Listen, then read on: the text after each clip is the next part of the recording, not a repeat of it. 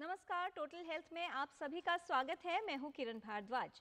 दृष्टिहीनता एक बड़ी समस्या है और इसके कई कारण हो सकते हैं। उन्हीं में से एक है कॉर्नियल दृष्टिहीनता, यानी कॉर्निया में क्षति की वजह से दृष्टि चले जाना।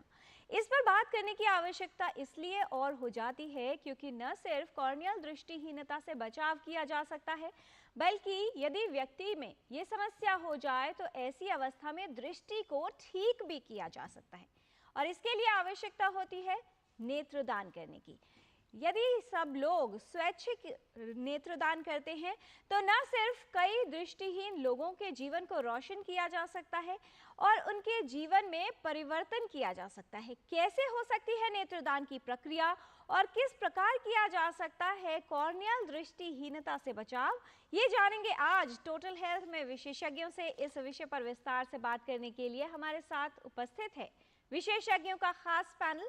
उनसे आपका परिचय करा दें। हमारे साथ हैं मेजर जनरल डॉक्टर JKS परिहार, सेना मेडल, बार 2 विशिष्ट सेना medal, retired, president I bank association of India, professor ophthalmology, farmer additional director general AFMS, Armed Forces Medical Services of India. Presently, he is heading Academics and Ophthalmology Department in Center for Sight, New Delhi. His areas of interest are corneal blindness, glaucoma, cataract and community ophthalmology. बहुत स्वागत है major general JKS परिहार आपका। आज के discussion में हमारे साथ हैं doctor Parul Jain, professor and unit head, department of cornea and refractive surgery, incharge eye bank, Guru Nanak eye centre, Maulana Azad medical college. Her areas of expertise are anterior segment cornea ocular surface and refractive surgery. She has been honored for her work related to eye donation and corneal transplantation by GNEC alumni. बहुत स्वागत है doctor Parul आपका। आज के discussion में हमारे साथ रहेंगे doctor Rajesh Sinha, professor Cornea, Lens and Refractive Surgery Services at RP Center for Ophthalmic Sciences, All India Institute of Medical Sciences. He is involved in corneal transplantation and eye banking for past 26 years. Currently, he is officer in charge of National Eye Bank and General Secretary of Eye Bank Association of India. He has over more than 200 research publications in the field of corneal disorders and corneal transplantation. बहुत स्वागत doctor Rajesh Sinha आपका भी। एक बड़ी समस्या के रूप में कॉर्नियल दृष्टिहीनता हमारे समक्ष है, लेकिन अच्छी बात यह है कि यदि किसी व्यक्ति को कॉर्नियल दृष्टिहीनता होती है तो कॉर्निया को प्रत्यारोपित कर इस समस्या को ठीक किया जा सकता है। कॉर्निया हमारे लिए कितना महत्वपूर्ण है और कैसे पूर्ण होती है, देखने की प्रक्रिया आइए समझ लेते हैं इस रिपोर्ट के माध्यम से।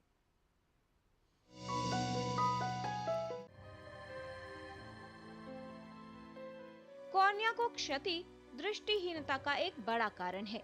किसी कारणवश यदि कॉर्निया को क्षति हो जाए तो व्यक्ति की दृष्टि आंशिक या पूर्ण रूप से जा सकती है। कॉर्निया में क्षति के कई कारण हो सकते हैं। कॉर्निया में आघात, काम करते समय आंख में चोट लग जाना, सड़क दुर्घटना में आंख को क्षति, बच्चों को पेंसिल या तीर कमान से चोट लगना, रसायन आंख में चले जाना, चूना आंख में जाना, विटामिन A की कमी, आंख में संक्रमण या फिर जन्मजात बीमारी की वजह से कॉर्निया क्षतिग्रस्त हो सकता है। कॉर्निया में चोट या किसी बीमारी के कारण कॉर्निया को क्षति होने पर दृष्टिहीनता को ठीक किया जा सकता है। कॉर्नियल दृष्टिहीनता को ठीक करने के लिए व्यक्ति को एक स्वस्थ कॉर्निया की आवश्यकता होती है। स्वस्थ कॉर्निया मिलने पर क्षतिग्रस्त कॉर्निया को निकालकर किसी व्यक्ति द्वारा मिला हुआ स्वस्थ कॉर्निया प्रत्यारोपित कर दिया जाता है। एक स्वस्थ कॉर्निया तभी मिल सकता है यदि कोई व्यक्ति नेत्रदान करे। आपका नेत्रदान किसी के अंधेरे जीवन को रोशन कर सकता है। किरण भारद्वाज, टोटल हेल्थ।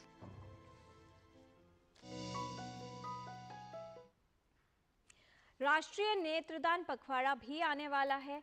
आवश्यकता है कि नेत्रदान के विषय में सभी को जानकारी हो। जानकारी और जागरूकता के स्तर को बढ़ाने के लिए विशेषज्ञ आज हमारे साथ स्टूडियो में हैं, जिनसे हम विस्तार से जानेंगे कि किस तरह से हो सकती है नेत्रदान की प्रक्रिया, कितनी सरल है और कौन व्यक्ति नेत्रदान कर सकता है। ऐसे कई सवाल हैं जिनके जवाब आपको मिलने वाले हैं। इस विषय से संबंधित कोई भी प्रश्न अगर आप पूछना चाहते हैं तो इस 1 घंटे के दौरान आप हमारे नंबर्स पर कॉल कर सकते हैं। 2 नंबर हैं आपके पास, 011 है दिल्ली का STD कोड जो आपको लगाना है, और नंबर है 23097648 एंड 23097671। आप अपने प्रश्न हमें ईमेल भी कर सकते हैं ddnewstotalhealth@gmail.com पर। तो आइए जान लेते हैं कि किन कारणों से कॉर्नियल दृष्टिहीनता की समस्या उत्पन्न हो सकती है, कैसे हो सकता है इससे बचाव, और यदि किसी व्यक्ति में ये अवस्था है तो ऐसे में क्या किया जा सकता है। जानकारी की शुरुआत करते हैं मेजर जनरल परिहार से। डॉक्टर परिहार, कितना महत्वपूर्ण आप मानते हैं हमारे देश के परिप्रेक्ष्य में बात की जाए तो कॉर्नियल दृष्टिहीनता के विषय में सभी को जानकारी और जागरूकता की आवश्यकता क्यों है, और क्यों आवश्यक है कि उन तमाम भ्रमों को दूर किया जाए जिन्हें सोचकर लोग नेत्रदान करने से हिचकते हैं, कतराते हैं। किरण जी, आपका बहुत बहुत धन्यवाद, और मैं दूरदर्शन का भी धन्यवाद देता हूं, अभिनंदन करता हूं कि पिछले 21 वर्ष से आप जो है ये टोटल हेल्थ का प्रोग्राम कर रहे हैं, और इसमें तमाम व्याधियों पे चर्चा होती है, और ख़ास करके नेत्रदान पे और कॉर्नियल ब्लाइंडनेस से होने वाली समस्याएं जो हैं उनका कैसे रोकथाम किया जाए, निदान किया जाए, उसमें आपका बहुत महत्वपूर्ण योगदान है।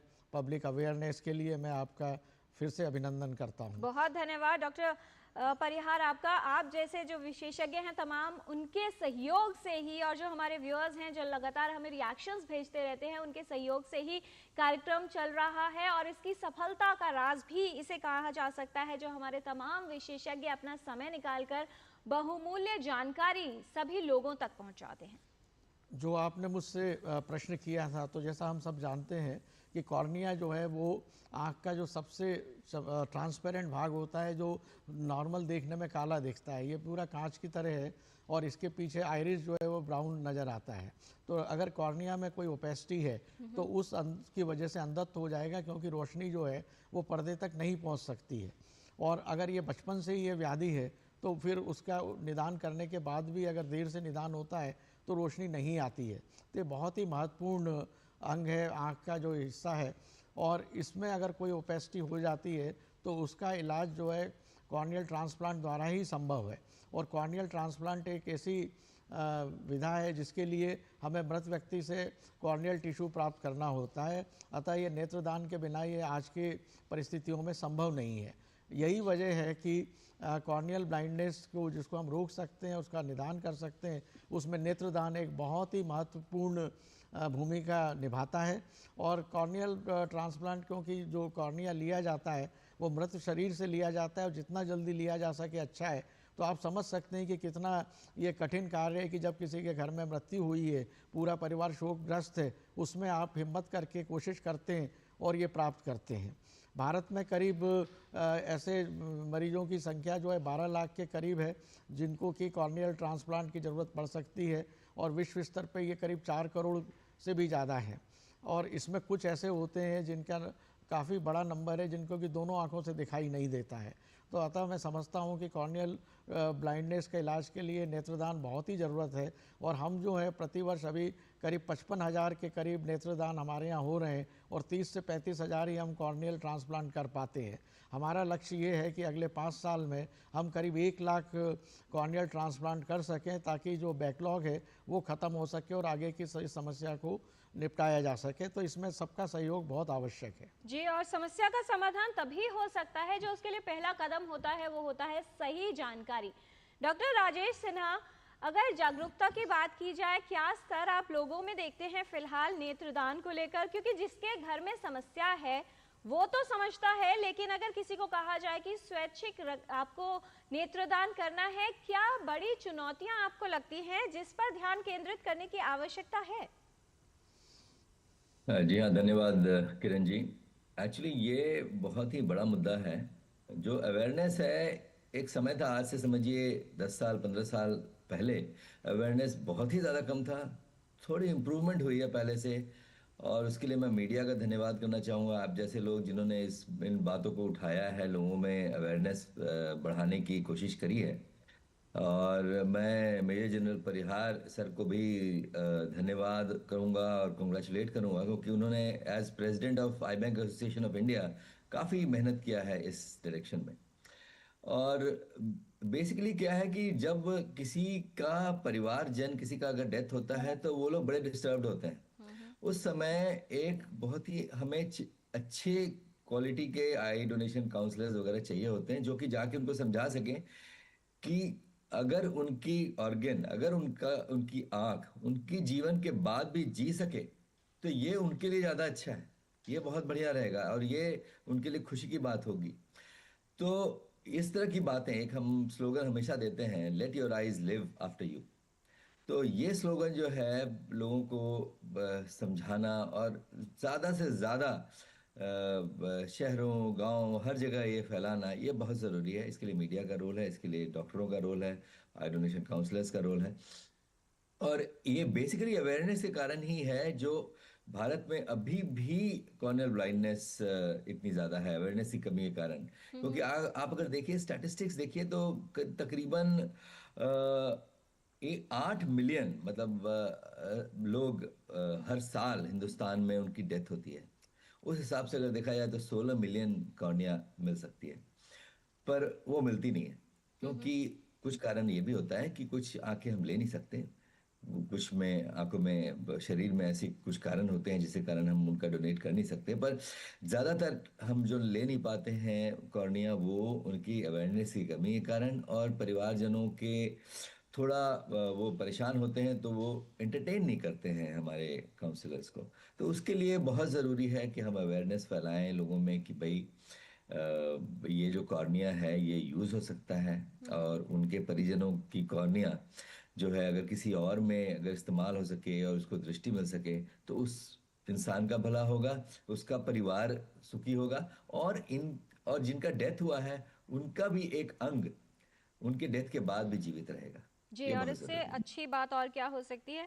डॉक्टर पारुल जैन, दो चीज़ें आपसे पूछना चाहेंगे। पहली बात कि कौन कौन सी अवस्थाएं आपको लगती हैं जिसकी वजह से हमारे देश में कॉर्नियल ब्लाइंडनेस की संभावना हो सकती है, और दूसरी बात, जैसा डॉक्टर परिहार और डॉक्टर सिन्हा ने कहा कि बहुत सारे कॉर्नियाज मिल नहीं पाते, मिल सकते हैं, कितनी सरल प्रक्रिया है और किस तरह से आप लोग ये सुनिश्चित करते हैं या किया जाता है कि अगर किसी के पास कॉर्निया है, एक ऐसा व्यक्ति है जिसके परिवार में दुख भी है लेकिन आई डोनेट करना चाहते हैं, तो उनको पूरी प्रक्रिया की जानकारी हो और within the given time, कम से कम समय में वो आंखें ली जा सके। धन्यवाद किरण जी इस प्रश्न के लिए।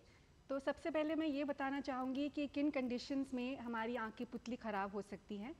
तो वो अलग अलग एज के हिसाब से होता है। अगर आप बच्चों में देखें तो चोट लगने के कारण या फिर विटामिन ए की कमी के कारण पुतली क्षतिग्रस्त हो सकती है। जो कार्मिक लोग होते हैं, जो वर्क करते हैं, उनको भी चोट लग सकती है और आँखों में बैक्टीरियल, वायरल या फंगल इन्फेक्शंस का संक्रमण हो सकता है। कभी कभी ऑपरेशन भी कामयाब नहीं होते हैं जिसकी वजह से पुतली में सूजन आ सकती है और सफ़ेद पड़ सकती हैं। बच्चों में जन्मजात रूप से भी कई बार जो कॉर्निया है वो सफ़ेद होते हैं।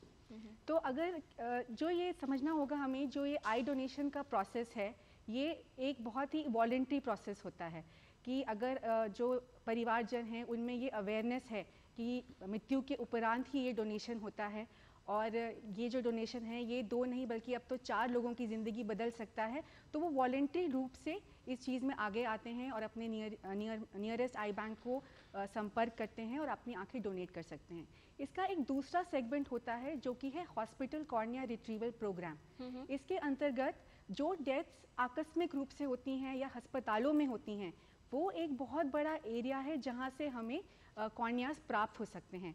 इसके लिए स्पेशल एक ग्रीफ काउंसलर करके एक पोस्ट होती है। जो ये लोग होते हैं जो परिजन हैं उनके, जिनकी डेथ हो गई है, उनसे वो संपर्क करते हैं इस दुख की घड़ी में। उनके साथ वो एक अपनापन बनाते हैं और उन्हें काउंसल किया जाता है कि अगर आप जो ये चले गए व्यक्ति इनकी आंखें डोनेट करेंगे तो वो जीते रहेंगे और कुछ 4 लोगों की ज़िंदगियां आप लोग बदल सकते हैं। तो एक ये एसोसिएशन जो ये बनता है, जो ये एक रैपो बनता है हॉस्पिटल्स के अंदर, वो भी बहुत ज़रूरी होता है, जिसके चलते हम लोग अपनी आई डोनेशन को बढ़ा सकते हैं। जी, और कहीं ना कहीं से इसका उदाहरण या प्रेरणा भी ली जा सकती है। डॉक्टर परिहार, जो भी जब ऑर्गन डोनेशन या आई डोनेशन की बात आती है तो सबसे ज़्यादा जो डोनेशंस हैं वो आर्म्ड फोर्सेस या डिफेंस फोर्सेस की तरफ से ही आते हैं।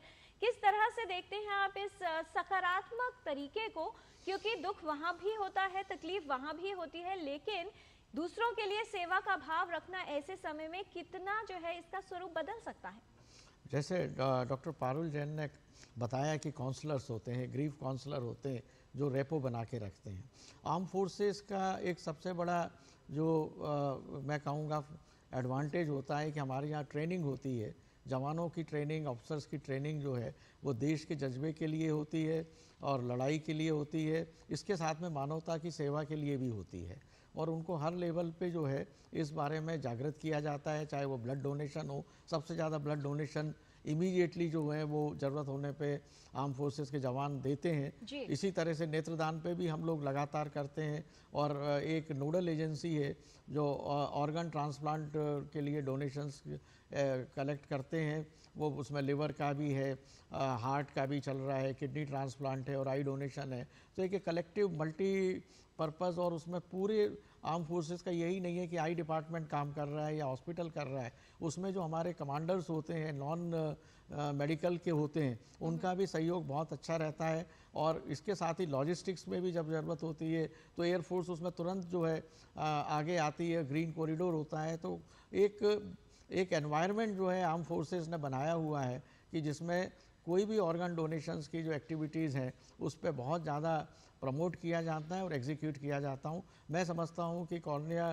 ट्रांसप्लांट के लिए ये जो मॉड्यूल आर्म फोर्सेस का है, ये एक हॉस्पिटल कॉर्नियल रिट्राइवल प्रोग्राम में और दूसरे ऑर्गन्स के लिए भी इसको नोटों ने काफ़ी हद तक उसमें उन्होंने आत्मसात किया है। और अब समाज लेवल पे जो है मैं कहूँगा कि संस्थाएँ जो होती हैं, जिसमें मारवाड़ी समाज और जैन समाज, गुजराती समाज, इन्होंने बहुत योगदान दिया है। और इन सबसे जो है जो सबसे बड़ी जो मिथ होती है कि धर्म में कि ये अगर कोई अंग भंग हो गया तो वो अगले जन्म में वैसे आएगा, उसको दूर करने का। उसके बाद मैं आपको बता दूं कि कोई भी धर्म ऐसा नहीं है जिसमें कि आप जो है अंगदान या नेत्रदान ना कर सकें, चाहे वो मुस्लिम हो, चाहे ईसाई हो, चाहे वो बुद्ध, जैन हो और हिंदू धर्म के तमाम। उसमें ये सिर्फ हमारे ही मिथ होती हैं जिसको हम धीरे धीरे दूर करने में सफलता हासिल हो रही है, पर इसमें बहुत कुछ काम करने की अभी आवश्यकता है। जी, और जैसा कि आपने कहा कि धर्म में कहीं भी इस बात को प्रतिबंधित नहीं किया गया है कि कोई अंगदान नहीं कर सकता, बल्कि ये कहा जाता है कि यदि आप किसी को दान देते हैं तो व्यक्ति को मोक्ष की प्राप्ति हो सकती है। भारतीय संस्कृति में भी इस बात का उल्लेख मिलता है। डॉक्टर पारुल जैन, अगर किसी सामान्य व्यक्ति का ऐसा मानना है कि वो नेत्रदान करना चाहता है, अपनी आंखों को प्लेज करना, ये प्रक्रिया कितनी सरल है और किस तरीके से की जा सकती है? तो किरण जी, अभी हाल ही में हमारी सरकार ने एक ऑर्गन डोनेशन प्लेज की मुहिम चलाई है, जिसके अंतर्गत national organ and tissue transplant organisation NOTTO ने एक ऑनलाइन प्लेज का एक फॉर्म जारी किया है जो आपके आधार से लिंक होता है।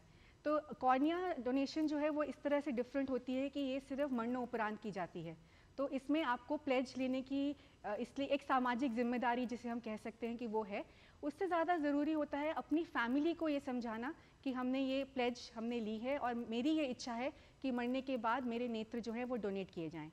प्लेज करने का तरीका बहुत सरल होता है। आपके नियरेस्ट जो भी आई बैंक होता है उसमें आप उनसे संपर्क कर सकते हैं। वो आपको एक फॉर्म देंगे जिसको आप अपनी डिटेल्स इसमें भर सकते हैं और आपको एक कार्ड मिलता है। वो कार्ड आप अपने पास अगर हमेशा रखेंगे तो किसी दुर्घटना में अनफॉर्चुनेटली आपकी डेथ हो जाती है तो उन लोगों को पता रहेगा कि आपको अपनी आंखें जो हैं वो डोनेट करनी है। पर अगर मरने के बाद भी आपके परिवारजन आप इसके लिए अनुमति नहीं देते हैं तो डोनेशन नहीं लिया जा सकता। इसीलिए आपको अपने परिवार को अपने साथ लेके चलना है, उनको ये बताना है कि ये मेरी इच्छा रहेगी। जी, बहुत सारे ईमेल्स हमारे पास आ गए हैं। डॉक्टर राजेश सिन्हा, शिखा का ईमेल है, वो ये कह रही हैं कि कलर ब्लाइंडनेस है उनके भाई को, अगर वो आई डोनेट करना चाहे तो क्या एक कलर ब्लाइंड व्यक्ति आई डोनेट कर सकता है? साथ ही इस माध्यम से आपसे ये भी जान लें कि कौन जो है नेत्रदान के लिए सोच सकता है, who can be a donor? देखिए, जहाँ तक कलर ब्लाइंडनेस का सवाल है, उसका कॉर्नियल प्रॉब्लम से कोई लेना देना नहीं है। तो कोई भी कलर ब्लाइंड जो है वो डेफिनेटली प्लेज कर सकता है और फ्यूचर में डोनेट कर सकता है, और उसकी कॉर्निया यूज़ हो सकती है और एक दृष्टिहीन को दृष्टि दे सकती है, उसमें कोई प्रॉब्लम नहीं है। और जहाँ तक कॉर्नियल डोनेशन का सवाल है, तो कोई भी इंसान जिसकी पहली चीज़ ये है कि उसकी कॉर्निया में कोई प्रॉब्लम नहीं होनी चाहिए, उसकी कॉर्निया क्लियर होनी चाहिए एक। दूसरा, कुछ ऐसे कंडीशंस हैं जिसमें हम हेजिटेट करते हैं लेने के लिए, जैसे डिसेमिनेटेड मैलिग्नेंसी हो या सेप्टिसीमिया हो, इन सब कंडीशंस में हम हेजिटेट करते हैं। अदरवाइज जहाँ तक कॉर्नियल डोनेशन का सवाल है, हम हर इंसान प्लेज कर सकता है। और जैसा डॉक्टर शिखा ने भी कहा कि डॉक्टर पारुल ने भी कहा कि अपने परिवारजनों को बता के रखना बहुत ज़रूरी है, क्योंकि pledging is not equal to donation. ये बड़ा इंपॉर्टेंट इशू है। प्लेजिंग हमारी ज़्यादा होती है पर डोनेशन उतना होता नहीं है। तो अपने परिवारजनों को बताना कि मेरी ये इच्छा है, ताकि वो उनकी इच्छा की पूर्ति करें, वो बहुत ज़रूरी है। तो हर इंसान डोनेट कर सकता है और हर इंसान प्लेज कर सकता है, और डोनेट करने के लिए भी 2-4 ही ऐसे कंडीशंस हैं जिसमें कि हम ले नहीं पाते कॉर्नियल टिश्यू, अदरवाइज हम हर इंसान से ले सकते हैं। जी डॉक्टर पारुल, मान लीजिए कोई अपने जीवन काल में आंखें प्लेज नहीं कर पाया, ऐसी अवस्था में अगर परिवार के लोग चाहें तो क्या एक स्थिति हो सकती है जिसमें वो उस व्यक्ति के नेत्रदान कर पाए? क्या प्रक्रिया रहती है? जी बिल्कुल ऐसा हो सकता है। हमारी कंट्री में भी थोड़ी मॉडिफिकेशंस आए हैं लॉज में। पहले कुछ ही परिवारजन को ये अनुमति थी कि वो डोनेशन का कंसेंट दे सकते हैं, पर अब ग्रैंड चिल्ड्रन, ग्रैंड पेरेंट्स भी ये कंसेंट दे सकते हैं।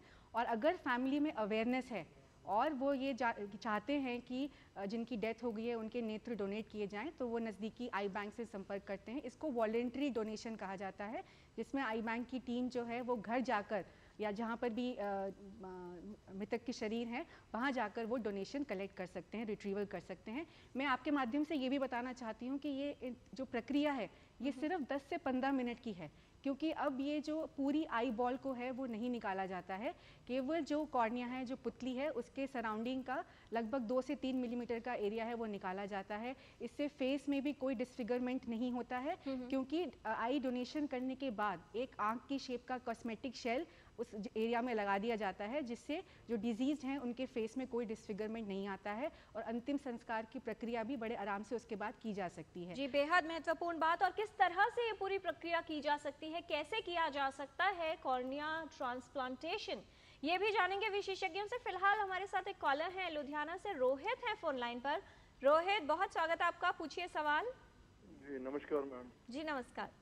मैडम मेरा सवाल था कि एक तो ये प्रक्रिया, ये मतलब ये प्रोसेस कैसे है? हम लोग इसे ऑनलाइन करना है, रजिस्ट्रेशन जैसे कर सकते हैं किसी वेबसाइट पे अपना ये आई डोनेशन के लिए प्लानिंग? और एक मेरा था कि ये प्रोसीजर जो है, जैसे ये डेथ के बाद कितने टाइम तक ये प्रोसीजर, मतलब कितनी टाइम लिमिट होती है कि जितने अंदर ये, जिसके अंदर ये डोनेशन हो सकती है, और क्या प्रिकॉशंस को रखने चाहिए घर में पेशेंट, मतलब जिनकी डेथ हुई है अभी, उनका क्या केयर ऑफ होनी चाहिए कि कैसे रखना चाहिए ताकि वो कॉर्निया खराब ना हो जाए? और एक मेरा सवाल और था कि ये मेरे मदर रेटिनाइटिस पिगमेंटोसा के पेशेंट हैं, if she wants can she donate her cornea? जी, जो इनका अंतिम प्रश्न है डॉक्टर परिहार, उसका ही सबसे पहले आपसे जवाब ले लें कि क्या इनकी मदर आई डोनेट कर सकती हैं इस कंडीशन में? देखिए, हम सब जानते हैं कि आई डोनेशन जब तभी संभव होता है जबकि कोई मृत व्यक्ति का आँखें उसमें लिए जा सकते हैं। उसके पहले हम प्लेजिंग करते हैं। तो प्लेजिंग में जो, जैसे इन्होंने ऑनलाइन का कहा था, कई संस्थाएं हैं, आई बैंक एसोसिएशन भी है, आप ऑनलाइन प्लेज कर सकते हैं। मगर सबसे महत्वपूर्ण ये रहता है कि आप जीवन के उन क्षणों में जब कोई असामयिक घटना होती है, मृत्यु होती है, उस वक्त वो कहाँ पर है। तो उसमें जो नियरेस्ट आई बैंक है वही आपको, नियरेस्ट आई बैंक हुआ, हॉस्पिटल हुआ, ऑप्थेल्मोलॉजिस्ट हुए और दूसरे कॉर्निया रिसीविंग सेंटर्स होते हैं, वो इसमें आपको अवश्य मदद करेंगे। तो इसलिए लोकल जो भी है उनसे कांटेक्ट बनाए रखना बहुत ज़रूरी होता है। रहा सवाल कोई भी ऐसी बीमारियां जो कॉर्निया को डैमेज ना करती हो या कोई वायरल इन्फेक्शन ऐसा ना हो जो कि शरीर के से कॉर्निया में पहुंचा हुआ हो और कॉर्निया के थ्रू वो पेशेंट में चला जाए तो उसमें आई डोनेशन हम कर सकते हैं। वायरल डिसीजेज़ हुए, HIV हुए, और उसके अलावा जैसे कोविड के केसेस थे, और जो रेबीज़ हुए, उन तमाम केसेस, और जैसे बहुत ज़्यादा वेंटिलेटर पे लंबे समय तक सेप्टिसीमिया में रहें, उनको छोड़ के बाकी सारे के शरीर से जो है कॉर्निया प्राप्त किया जा सकता है। और जो कॉर्निया हम लोग ट्रांसप्लांट नहीं कर सकते हैं, उन व्याधियों से पीड़ित व्यक्तियों के कॉर्निया भी लिए जा सकते हैं, क्योंकि वो रिसर्च के अनुसंधान में और सर्जिकल टेक्निक्स की प्रैक्टिस जो हमारे सर्जन ट्रेंड करना है, उन सब में वो उपयोग में लाए जा सकते हैं। तो एक बहुत ही विस्तृत उसमें स्कोप है कि जिसमें आई डोनेशन हम लोग कर सकते हैं जी। और अगर कॉर्निया जो है आप डोनेट कर रहे हैं किसी भी अवस्था में, वो वेस्ट नहीं होगा, क्योंकि रिसर्च के लिए, ट्रेनिंग के लिए भी उनका प्रयोग किया जा सकता है। ये हमारे विशेषज्ञ बता रहे हैं।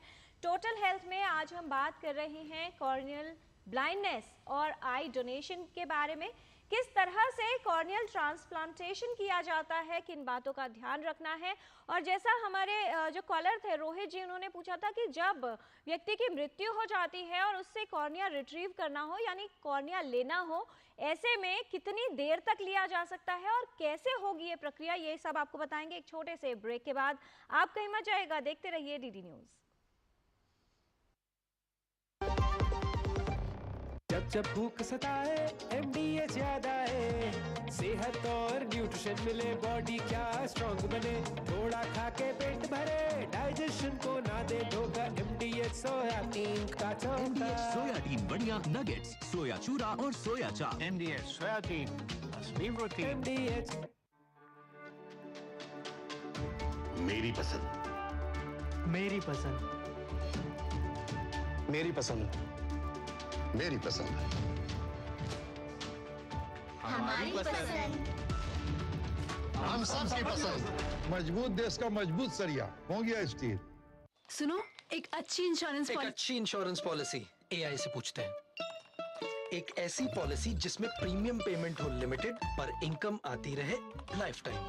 LIC का जीवन उत्सव। एक ऐसी पॉलिसी जो दे होल लाइफ इंश्योरेंस कवर भी। LIC का जीवन उत्सव। वाह, चलो तो LIC की जीवन उत्सव पॉलिसी ही लेते हैं। मैं भी तुमसे यही कह रही थी, LIC का जीवन उत्सव। लाइफ टाइम सेलिब्रेशन मनाइए LIC के जीवन उत्सव के साथ, फ्यूचर सेट है।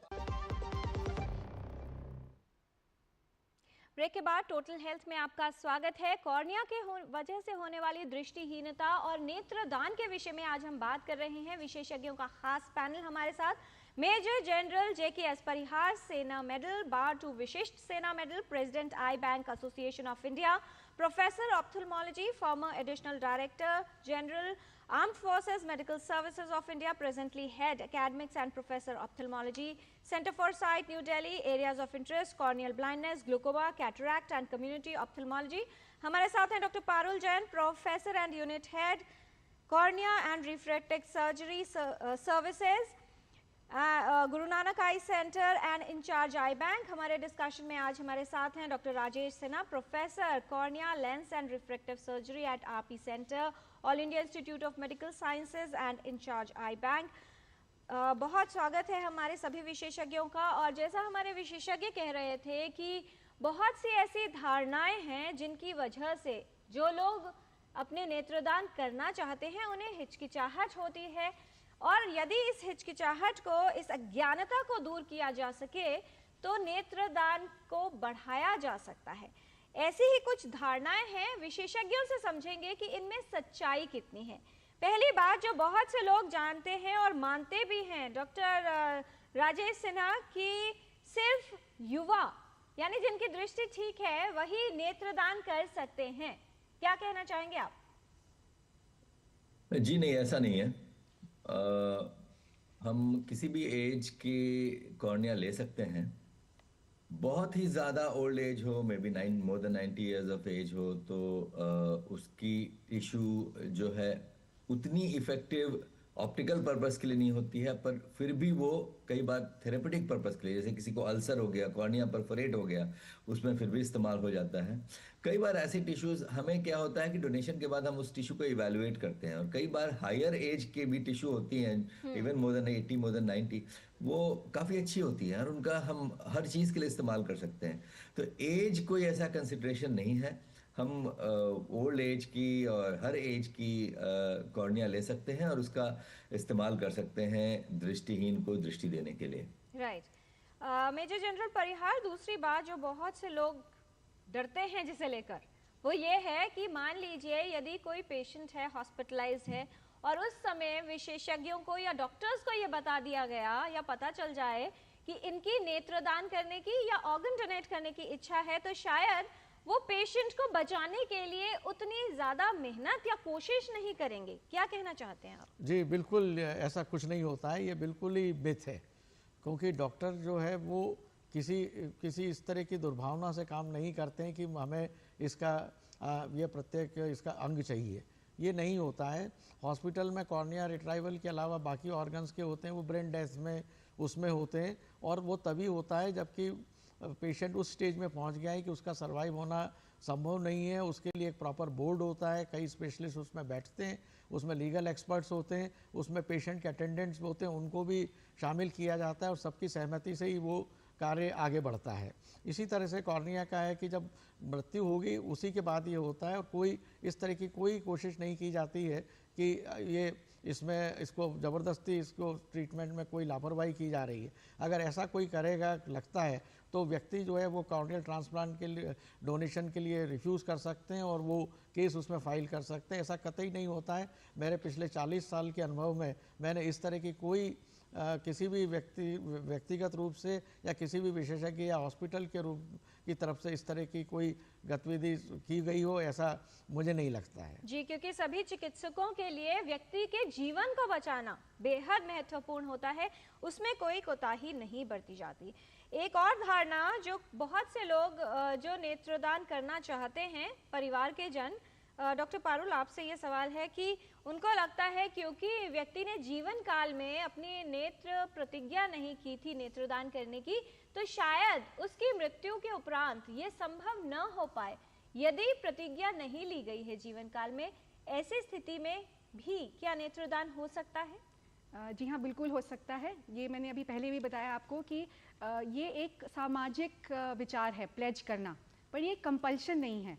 अगर मृत्यु के बाद परिवार को लगता है कि उनमें ये अवेयरनेस है कि हमें ये इनकी आँखें डोनेट करनी चाहिए, तो वह ज़रूर अपने नज़दीकी आई बैंक में संपर्क करें और आई डोनेट करें। ये एक बहुत ही अच्छा कदम वो परिवार उठा सकता है। उसमें पहले से मृतक की अनुमति होने की ज़रूरत नहीं होती है। जी, डॉक्टर राजेश सिन्हा जो हमारे कॉलर थे रोहित जी, वो ये जानना चाह रहे थे कि मान लीजिए किसी व्यक्ति को नेत्रदान करना है, व्यक्ति की मृत्यु यदि घर पे होती है, कितना समय होगा, किस तरह से ये पूरा अरेंजमेंट किया जाता है कि अगर आई बैंक से जो टीम आ रही है वो सुरक्षित तरीके से उस व्यक्ति के कॉर्निया को या नेत्र को ले सके और वो सुरक्षित रहे यानी ठीक रहे, कितना समय होता है? देखिए, कोशिश ये करनी चाहिए कि 6 घंटे के अंदर ये सारा कुछ हो जाए और वो नियरेस्ट आई बैंक को कांटेक्ट करके और वहाँ से टेक्नीशियंस एंड डॉक्टर्स को बुलाकर वो नेत्रदान करा सकें। पर ये कंपल्शन नहीं है, उसके आगे भी हो सकता है और ये भी डिपेंड करता है कि बॉडी कैसे प्रिजर्व की हुई है। कई बार अगर घर पे अगर हो रहा है तो वो उतना प्रिजर्व कर नहीं पाते, तो बेहतर यही होता है कि 6 घंटे से 8 घंटे तक में डोनेट हो जाए तो कॉर्निया की स्थिति अच्छी रहती है। पर अगर हॉस्पिटल में अगर डेथ होता है तो वैसी स्थिति में कई बार बॉडी को प्रिजर्व भी किया जाता है और वैसे में हम लॉन्गर पीरियड के लिए 12 घंटे 18 घंटे तक हम कॉर्निया को ले सकते हैं और उसका इस्तेमाल बड़े आराम से कर सकते हैं। जी डॉक्टर पारुल, अगर जो है आई बैंक की टीम घर पर आने वाली है, मान लीजिए आई लेने के लिए, कॉर्निया लेने के लिए, ऐसी अवस्था में एक वेटिंग टाइम भी रहता है जब उनको फ़ोन किया गया, कांटेक्ट किया गया और जब तक वो घर पे पहुंचते हैं, किन बातों का ध्यान रखना है ऐसे में जिससे जो कॉर्निया या आईज है उनको क्षति ना हो? ये एक बहुत ही ज्वलन सवाल है आपका। घर में हमें क्या ध्यान रखना चाहिए कि जो आँख की पुतली है वो कवर्ड रहनी चाहिए। उसके लिए हमें एक गीली रुई या मॉइस्ट कॉटन का इस्तेमाल करके आँख को बंद करके उसको कवर कर देना चाहिए। आसपास अगर कोई पंखा चल रहा है तो वो बंद कर देना चाहिए। जो डिजीज़ की डेड जो बॉडी है उसको कम से कम 6 इंच हमें ऊपर रखना चाहिए, उनके नीचे तकिया लगा देना चाहिए और आपको नियरेस्ट आई बैंक को कांटेक्ट करना चाहिए। इन बातों का अगर आप ध्यान रखेंगे तो जो जब तक टीम आपके घर में पहुंचेगी तो वो कॉर्निया की कंडीशन है वो अच्छी रहेगी, प्रिजर्व्ड रहेगी और आगे चल के किसी के काम आएगी। जी, और जानकारी के लिए ये आवश्यक है कि समझ लिया जाए कि जो पूरी प्रक्रिया है वो किस तरह से होती है। डॉक्टर मेजर जनरल परिहार, जब एक बार कॉर्निया ले लिया जाता है और उसको ट्रांसप्लांट करना है, किस तरह से ये सुनिश्चित किया जाता है कि कॉर्निया कौन से व्यक्ति को मिलेगा, यानी प्रायोरिटी कैसे तय की जाती है और ये जो ट्रांसप्लांटेशन की पूरी प्रक्रिया है ये कैसे होती है? जहाँ से पारुल जी ने छोड़ा मैं उसी बात को आगे बढ़ाऊंगा कि वहाँ टीम पहुँची है, उन्होंने उसमें से कॉर्निया जो है रिट्रीव किया है, उसके बाद में उसको एक प्रिजर्वेटिव में रखा जाता है। तो मॉइस्ट चैम्बर होते हैं जिसमें कि कॉटन है और उसके साथ में थोड़ा फ्लूइड होता है, उसके अंदर आई बॉल को कॉटन के ऊपर रख के ट्रांसपोर्ट किया जा सकता है, जिसमें ये 6 से 8 घंटे तक की इसमें सुविधा होती है। MK मीडियम होता है, अगर आपने बटन लिया है कॉर्निया का स्क्लेरा के साथ में तो उसको डायरेक्टली MK मीडिया में हम डाल सकते हैं, जो कि 96 आवर्स तक उसमें हम प्रोटेक्ट कर सकते हैं। अब इससे भी अच्छे कॉर्नियल प्रिजर्वेटिव मीडिया आ गए हैं जो इंटरमीडिएट मीडिया होते हैं, उनमें इसको रखने से आप उसको 14 दिन से भी ज़्यादा समय तक उसको यूज़ कर सकते हैं। जनरली जो है वो MK मीडिया से कॉर्निया कलेक्शन सेंटर से आके आई बैंक में पहुंचता है, वहाँ उसका जो है एक वैज्ञानिक परीक्षण किया जाता है कि उसकी जो वाइटल लेयर होती है जिसको हम एंडोथीलियम कहते हैं, उसकी असेसमेंट किए जाते हैं स्पेकुलर माइक्रोस्कोप से।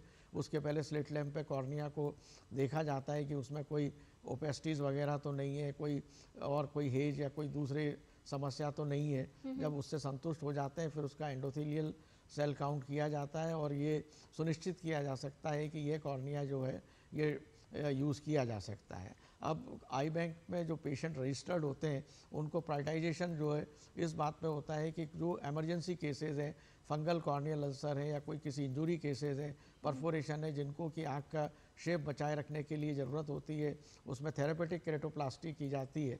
उसमें किसी भी तरह का कॉर्निया उपयोग में लाके आईबॉल का शेप रिस्टोर किया जाता है, तो उसको सबसे ज़्यादा प्रायोरिटी दी जाती है। उसके बाद जो दोनों आँखों से अंधत्व है, खास करके बच्चों में, उनको प्रायोरिटी दी जाती है। फिर बाइलेटरल जो दूसरे हैं उनको दिया जाएगा, फिर यूनिलेटरल में बच्चों को होगा। इस तरह से हम उसमें इसका प्रायोरिटाइजेशन उसको करते हैं और सुनिश्चित करते हैं कि जो भी आवश्यक है, जिसको बहुत ही ज़्यादा आवश्यकता है, उसको तुरंत से तुरंत ये कॉर्निया प्रदान किया जा सके।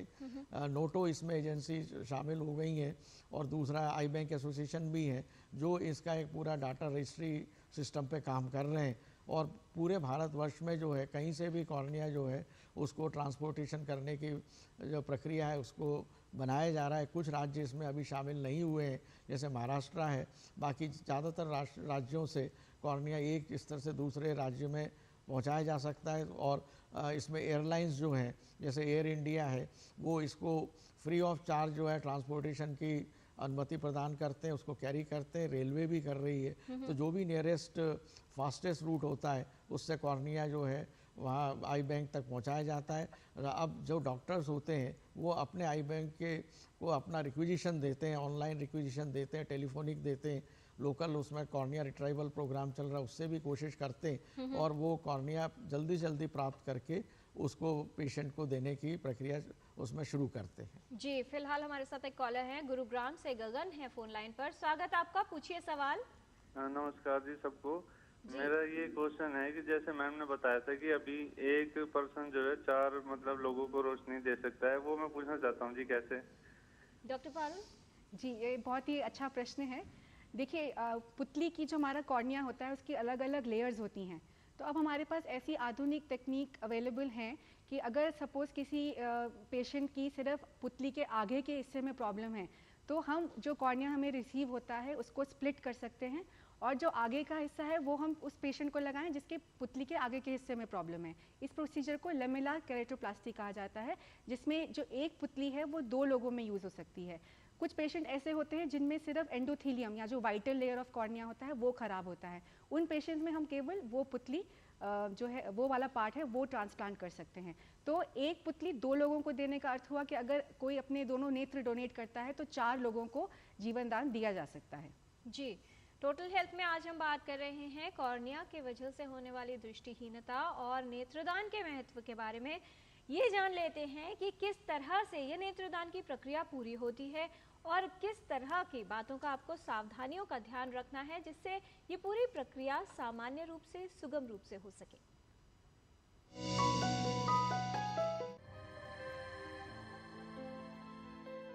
नेत्रदान की प्रक्रिया सरल है। किसी भी उम्र का व्यक्ति नेत्रदान की प्रतिज्ञा कर सकता है। व्यक्ति की मृत्यु के पश्चात ही दान की गई आंखें ली जाती हैं। कॉर्निया को मृत्यु के 6 से 8 घंटे के अंदर निकाल लिया जाना चाहिए।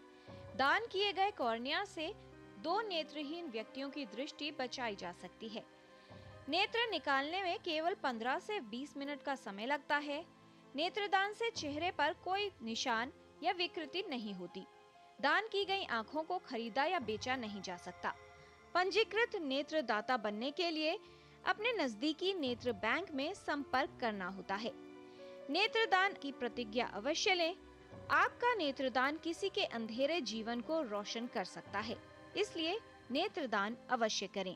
किरण भारद्वाज, टोटल हेल्थ।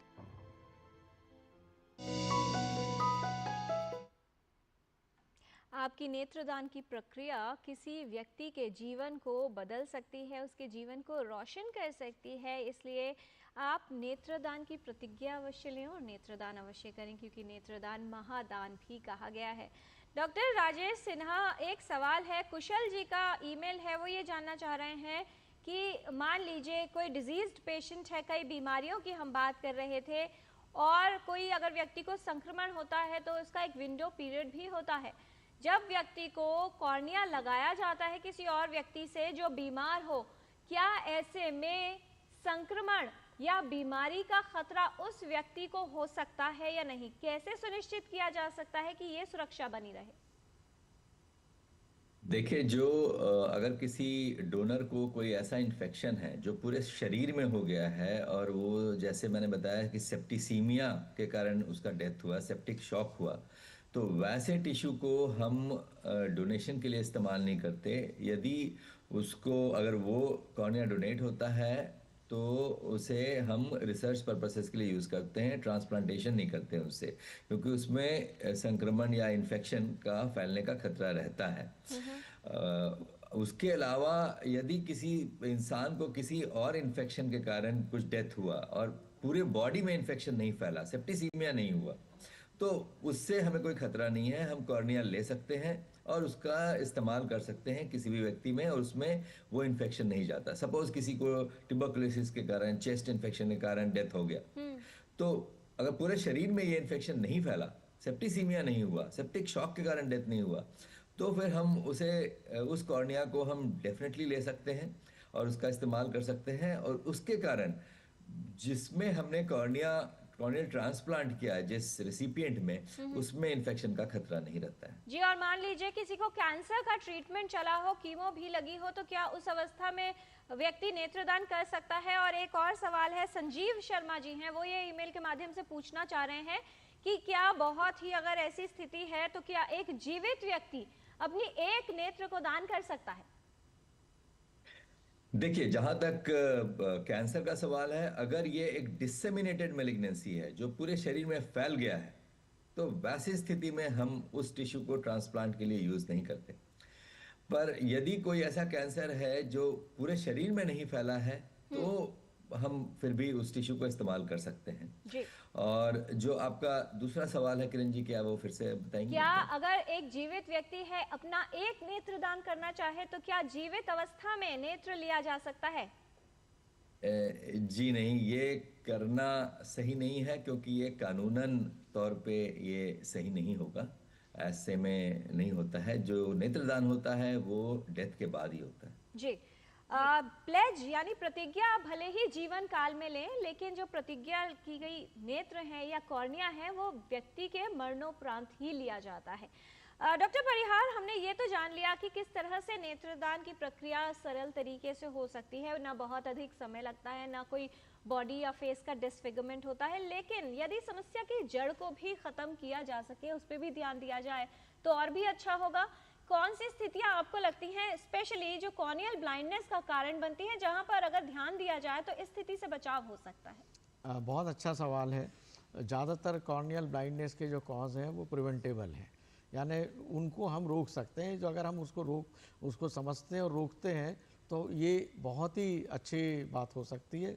कुछ कारण ऐसे होते हैं जिन्हें आप रोक नहीं सकते, जो जन्मजात कॉर्नियल ओपेसिटीज़ हो सकती हैं, कॉर्निया की थिनिंग होती है जिसको केरेटोकोनस कहते हैं, डिस्ट्रॉफीज़ हैं, उनको रोकना मुश्किल है। कुछ कारण ऐसे होते हैं जो सर्जरी की वजह से होते हैं, तो सर्जिकल टेक्निक्स में इम्प्रूवमेंट होने से और एक्सपर्टीज़ बढ़ने से उनमें भी जो है रुकावट हुई है, कंट्रोल हुआ है। और सबसे महत्वपूर्ण जो होता है इंजुरीज़ होती हैं, खास करके बच्चों में। ये जो पहले महाभारत के सीरियल चले, रामायण चले, उसमें जो तीर कमान होते थे, दशहरे के हैं, फिर दिवाली के फटाके हैं, ये सारी जो इंजुरीज़ हैं ये बहुत प्रिवेंटेबल होती हैं। उसके बाद पेंसिल, स्कूल में बच्चे खेलते खेलते पेंसिल लगा दिया, घर में सुई लग गई और या कैंची का उसमें घुस गया, ये सारे प्रिवेंटेबल होते हैं। चूना पैकेट इंजरीज जी हाँ, वही मैं कह रहा था। चूना जो है, जो खाने वाले जो पाउच होते हैं, चूना खा के फेंक दिया, उसके भी जो है वो इंजुरीज़ कर सकते हैं। इंडस्ट्रियल सेफ्टीज़ हैं, प्रिवेंटिव आप ग्लासेस यूज़ करेंगे तो स्पोर्ट्स इंजुरीज़ हैं। तो कुल मिलाकर इन्फेक्शन और इंजुरीज़ का बचाव जो है कॉर्नियल ब्लाइंडनेस को बहुत हद तक सीमित कर सकता है। और जो हमारे रिसोर्सेज लिमिटेड हैं उसको भी उसमें हमें सपोर्ट मिलता है। तो मैं यही कहूँगा कि किसी समस्या का सबसे बड़ा निदान ये है कि हम उसको होने ही ना दें। Prevention is the best cure. जी, फिलहाल एक कॉलर हैं हमारे साथ छत्तीसगढ़ से, संतोष जी हैं फोन लाइन पर। बताइए क्या जानना चाहती हैं आप? मैम, मैं ये पूछना चाहती हूँ कि मेरी बेटी को अभी देखना बंद हो गया है, क्या भविष्य में उसका आई ट्रांसप्लांटेशन संभव है?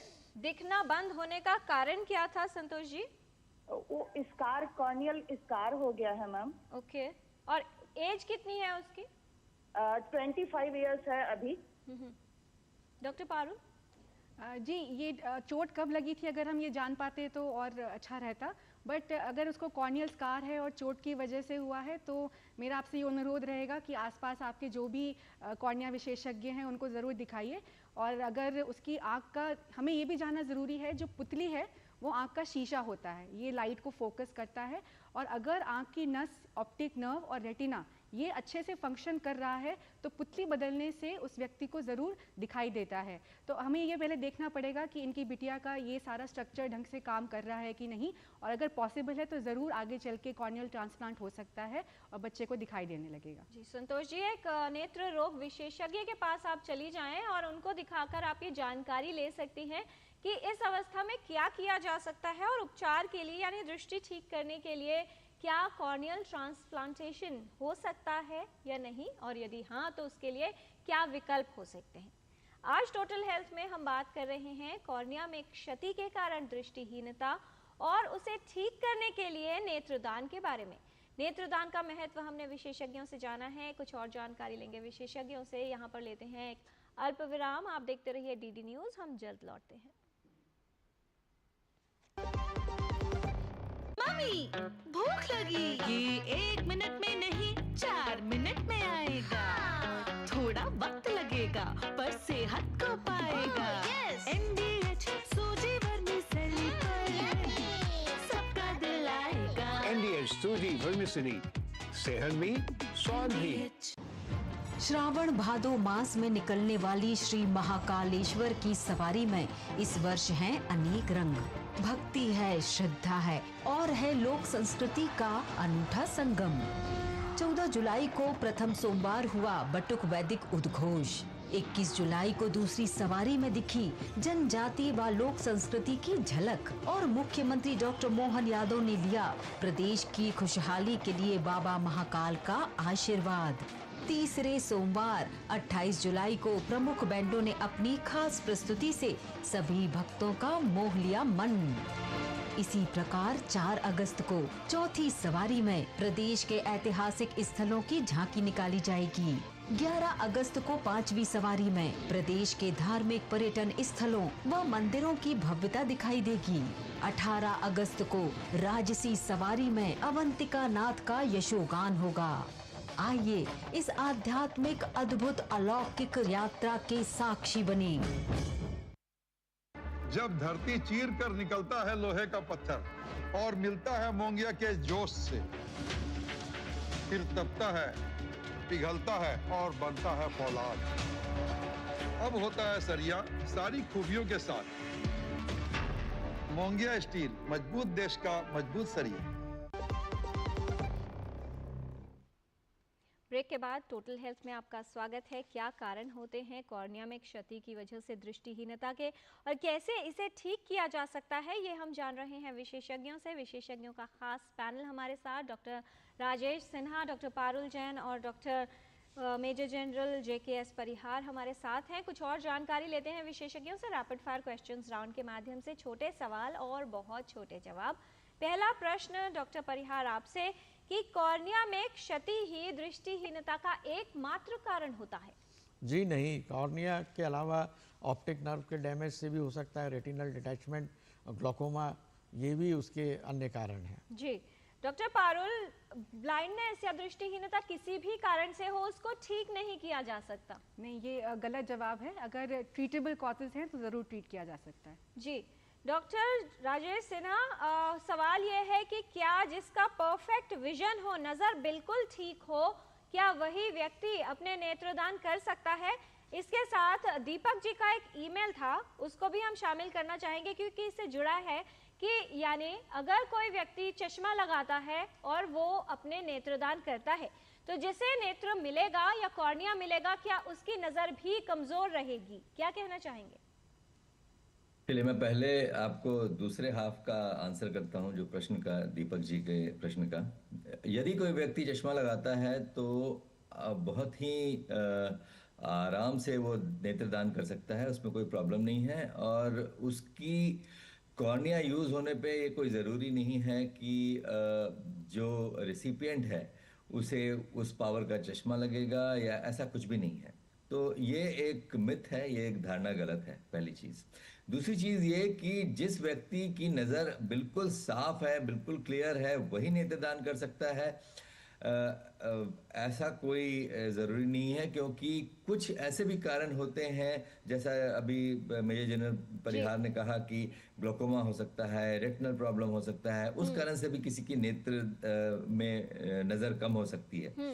तो यदि उस कारण से अगर नज़र कम है तो कॉर्निया में कोई खराबी नहीं आई, कोई खराबी नहीं हुई, तो उस कॉर्निया का यूज कर सकते हैं। तो कॉर्निया यदि ठीक है तो नेत्रदान किया जा सकता है। जी जी डॉक्टर परिहार, क्या नेत्रदान करने की जिम्मेदारी उन्हीं परिवारों पर है जिनके परिवार के किसी सदस्य को कॉर्निया मिला है? सबसे ज़्यादा जिम्मेदारी उनके ऊपर है और उससे ज़्यादा जिम्मेदारी समाज के ऊपर है कि हम उन लोगों को मोटिवेट करते हैं। समस्या को जिस तरह से आप लोग उठा रहे हैं तो हम भी अपनी जिम्मेदारी निभा रहे हैं। पर हाँ, कॉर्नियल ट्रांसप्लांट के लिए कॉर्नियल डोनेशन ज़रूरी है और कॉर्नियल डोनेशन के लिए नेक्स्ट ऑफ किन की परमिशन हमारे कानून के हिसाब से अति आवश्यक है। जी डॉक्टर पारुल, बहुत से लोग ये सोचते हैं कि आई डोनेट करना एक जटिल प्रक्रिया है, ज़्यादा समय लगेगा, तो जो लास्ट राइट्स होते हैं उसमें काफ़ी विलम्ब हो जाएगा। जी नहीं, इसमें केवल 10 से 15 मिनट लगते हैं, जैसे मैंने पहले भी बताया है, और इसमें अंतिम संस्कार की प्रक्रिया में कोई इफेक्ट नहीं होता है। जी, क्या मधुमेह रोगी, उच्च रक्तचाप से प्रभावित व्यक्ति या जिसकी हार्ट की सर्जरी हुई है, क्या वो अपने नेत्रदान कर सकता है? डॉक्टर सिन्हा। बिल्कुल कर सकता है।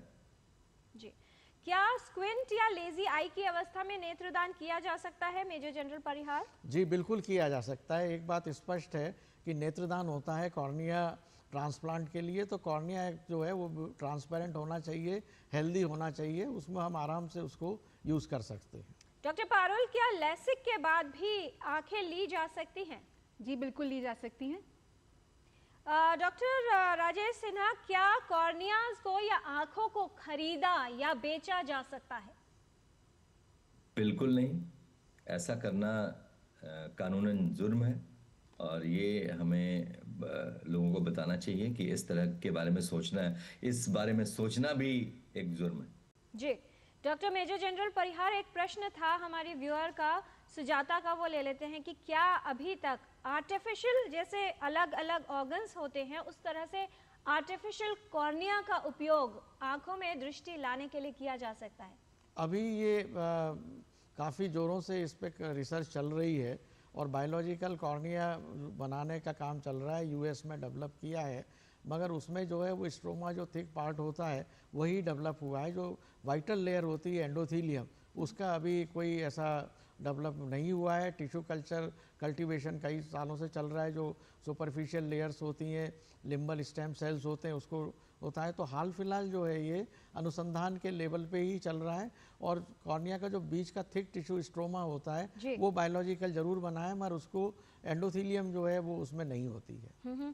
डॉक्टर पारुल, किसी को कैटरैक्ट हो यानी मोतिया, काला मोतिया या डायबिटिक रेटिनोपैथी, क्या उस व्यक्ति का कॉर्निया लिया जा सकता है? इन तीनों सिचुएशंस में कॉर्निया बड़े आराम से डोनेट किया जा सकता है क्योंकि ये कॉर्निया को अफेक्ट नहीं करते हैं। जी, क्या कॉर्निया का रिट्रीवल सिर्फ अस्पताल में ही पॉसिबल हो सकता है, संभव हो सकता है doctor Rajesh Sinha?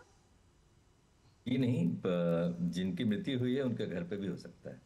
Major general परिहार, क्या जो कॉर्निया डोनेट करते हैं या आई डोनेशन करते हैं उनके परिवार को या उसे किसी तरह की सहायता या कोई बेनिफिट्स मिलते हैं? बेनिफिट, मॉनेटरी बेनिफिट कोई उसमें नहीं होता है, मगर जो भी संस्थाएं आई डोनेशन कराती हैं वो उनका सम्मान करती हैं, उसको सब तरफ प्रदर्शित किया जाता है, तो एक सामाजिक प्रतिष्ठा जरूर उससे बढ़ती है, मगर कोई व्यावसायिक या मॉनेटरी बेनिफिट्स उसमें नहीं दिए जाते। डॉक्टर पारुल, क्या एक बच्चे का कॉर्निया बच्चे को ही लगाया जा सकता है और वृद्ध का वृद्ध को? जी नहीं, ये धारणा बिल्कुल गलत है। जो भी कॉर्निया रिट्रीव होता है उसका एग्जामिनेशन के बाद बेस्ट सूटेबल रेसिपिएंट को दिया जाता है। एज वाइज मैचिंग हम करना चाहते हैं पर हमेशा संभव नहीं हो पाता है। जी, क्या बार बार कॉर्निया ट्रांसप्लांटेशन की प्रक्रिया की जा सकती है? डॉक्टर राजेश सिन्हा, और साथ ही क्या संदेश आप देना चाहेंगे हमारे व्यूअर्स को? जी हाँ, बिल्कुल की जा सकती है। यदि कॉर्नियल ट्रांसप्लांटेशन हुआ और वो रिजेक्ट हो गया या फेल हो गया किसी भी कारण से, तो उसे फिर से किया जा सकता है और रोशनी फिर से दी जा सकती है। आपका संदेश एक वाक्य में? मेरा संदेश यही है कि नेत्रदान सबसे बड़ा दान है, महादान है, तो नेत्रदान के लिए हम सभी को आगे आना चाहिए। हमें नहीं पता कि कल होकर हमारे परिवार में किसी को इसकी जरूरत पड़े, तो यदि नेत्रदान की प्रक्रिया अगर काफी सुदृढ़ करें तो उससे हम सभी का भला होगा, समाज का भला होगा। जी, डॉक्टर पारुल, क्या संदेश देना चाहेंगी आप हमारे व्यूअर्स को जो नेत्रदान करना चाहते हैं लेकिन किसी ना किसी वजह से हिचकिचाते हैं या डरते हैं? तो मैं आपके माध्यम से सभी देशवासियों को ये संदेश देना चाहती हूँ कि शरीर नष्ट हो जाता है पर हमारे कर्म अमर रहते हैं, और किसी की दुआओं में हमेशा अमर रहने के लिए अपना अंगदान, नेत्रदान हमें सबको करना चाहिए। और जो ये नेत्रदान की अवेयरनेस की मुहिम है, इसे केवल एक फोर्टनाइट तक सीमित हमें नहीं रखना चाहिए, क्योंकि जो अंगों की और नेत्रों की ज़रूरत है वो पूरे वर्ष हमें पड़ती है। तो हमें हमेशा ये मोटिवेशन हमें अपने आसपास करती रहनी चाहिए। मेजर जनरल परिहार, क्या संदेश देना चाहेंगे उन तमाम दर्शकों को जो हमारा कार्यक्रम देख रहे हैं? नेत्रदान पखवाड़ा भी आने वाला है, नेत्रदान का महत्व सभी के लिए, क्या कहना चाहेंगे? आपके माध्यम से मैं 40वें नेत्रदान पखवाड़े के उपलक्ष्य में एक ये छोटी सी कुछ पंक्तियां मैं आपके सामने प्रस्तुत करता हूँ। पंच तत्व पंच मंत्रों की ये मानव काया, अग्नि वरण जल तर्पण या फिर हो जमीदोज, जब अंतिम पड़ाव फिर क्यों कोई झिझक या संशय, क्षण भंगुर निश्वास इस काया का क्या मोल, तनिक करो ध्यान उन वर्णों का भी जो कर रहे व्यथित जीवन घनघोर अंधियारे में, विमुख है फूलों के रंग जल तरंग, सावन की हरियाली और शिशु की अनमोल मुस्कान से, आओ करें प्रण दो नयन दान का, भर दे खुशियाँ और नवजीवन उन अंधियारी राहों में, चलो यह एक लघु कदम ही सही फिर भी है अनमोल, वामन के 2 कदमों में सिमटी संपूर्ण सृष्टि, नेत्रदान तो है उससे भी आगे, आओ करें यह यक्ष प्रण, नेत्रदान हो सदैव सत्वत, कोई नेत्र ना हो व्यर्थ, कोई नेत्र ना हो व्यर्थ। बहुत धन्यवाद इस तमाम जानकारी के लिए मेजर जनरल JKS परिहार, डॉक्टर पारुल जैन, डॉक्टर राजेश सिन्हा। विस्तार से विशेषज्ञों ने न सिर्फ महत्व बताया है नेत्रदान करने का, बल्कि वो तरीके भी बताए हैं जिससे आप अपने कॉर्निया को सुरक्षित रख सकते हैं, यानी कॉर्नियल दृष्टिहीनता से बचाव किया जा सकता है। बचाव के लिए आवश्यक है सतर्क रहना और साथ ही आवश्यक है ज्ञान लेना, क्योंकि ज्ञान एक ऐसी रोशनी है जो अज्ञानता के अंधकार को दूर करती है। और जब हम बात करते हैं कि अपने जीवन को किस तरह से जीना चाहिए, तो कहा यह जाता है कि कार्य ऐसा करो कि पहचान बन जाए, चलो ऐसे मार्ग पर कि निशान बन जाए। सिर्फ जीवन काट देना या जिंदगी बिता देना ही काफी नहीं है। जीवन जीना है तो ऐसे जियो कि मिसाल बन जाए। मिसाल दी जाती है, मिसाल कायम की जा सकती है। और अगर आप अपने जीवन को मिसाल में परिवर्तित करना चाहते हैं तो दूसरों की सेवा से अच्छा विकल्प और कुछ नहीं हो सकता। दूसरों को नेत्रदान करके जीवन को रोशन किया जा सकता है और एक नेत्रदान, एक व्यक्ति से लिया गया कॉर्निया कई जिंदगियों को नया जीवन दे सकता है, नई रोशनी दे सकता है। दूसरे के जीवन को रोशन करें और अपने परिवार के उस सदस्य को जिससे आप बेहद प्रेम करते हैं, उसके अस्तित्व को इस पृथ्वी पर रहने दें। और इसका एक सरल माध्यम है नेत्रदान करना, उसके अंग दान करना। इसके विषय में जानें और आज ही अपने नेत्रदान करने की प्रतिज्ञा लें। आज के टोटल हेल्थ के कार्यक्रम में इतना ही। हमारी पूरी टीम को दीजिए अनुमति। नमस्कार।